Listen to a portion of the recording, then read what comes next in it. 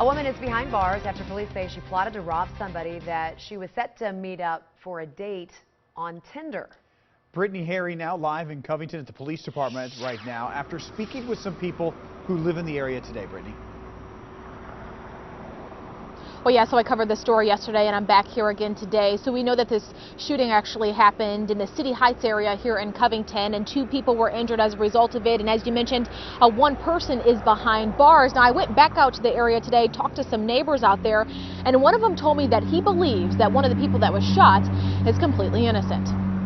Covington police say 19-year-old Sierra Wayman invited a man named Peyton Browning, whom she met on the dating app Tinder, to her home in the 2400 block of Bell Court. This is new video we got from a witness today showing some of the scene there just after 9 o'clock on Monday night. She just moved over here. She only been here like 3 months.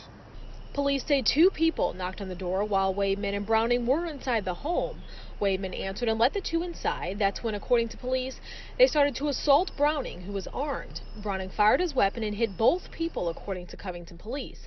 Browning then called 911 to report he had shot 2 people, and both victims were transported to UC Medical Center for their injuries, which are non-life-threatening, we are told. A man who lives nearby tells Fox 19 he and his fiancée helped the victims.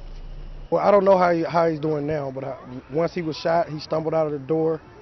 You know, I immediately took action because it was kids outside. I didn't want him to see it, so I kind of like put pressure on his wound and put my arm around him and tried to walk him away from, you know, the kids, and he ended up collapsing at the front of the street. Covington police say Wayman admitted to detectives she invited the 2 into her home in an attempt to extort money from the man she met on Tinder.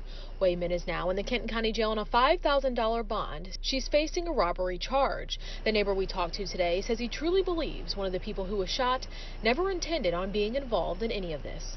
Early in the day, he was never here. He was never around. The other 2 people was here around. I watched their movements, and I feel like he just kind of got caught in the mix of something.